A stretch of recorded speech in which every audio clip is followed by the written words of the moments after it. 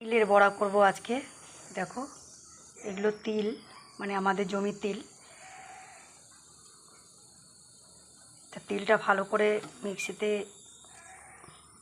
খোসা ছাড়িয়ে নিয়েছি, নিয়ে ভালো করে ধুয়ে নিয়েছি। কাঁচা লঙ্কা দিয়ে দিয়েছি 3-4টে, যে যেমন ঝাল খাবে তেমন দিতে হবে।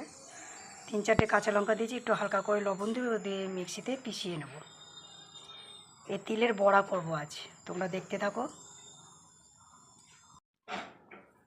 দেখো, মিক্সিতে পিষে নিয়েছি, কাঁচা লঙ্কা আর পেঁয়াজ কেটে দিয়েছি। একটু ঝাল ঝাল না হলে ভালো লাগে না, এই জন্য আবার কাঁচা লঙ্কা দিলাম কেটে।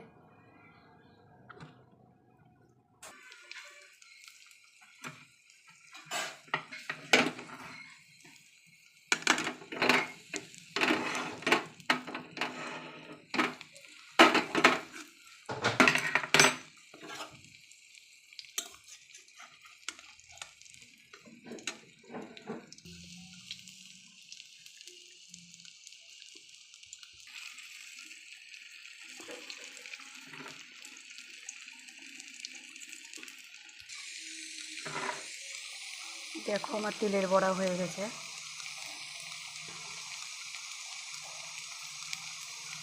তোমরা আমাকে অনেকেই চেনো, আবার অনেকেই চেনো না, তাও আমি আমার পরিচয়টা দিই। আমি কল্পনা ভাস্কর, ইন্ডিয়া থেকে ব্লগটা করছি। তোমাদের যদি আমার রেসিপি ভালো লাগে তাহলে লাইক কমেন্ট শেয়ার করে দিও। আমার তিলের বড়াটা হয়ে গেছে, এবার নামিয়ে দেবো। দেখো, আমার তিলের বড়া হয়ে গেল। এখানে রেসিপিটা শেষ করলাম। Bye bye.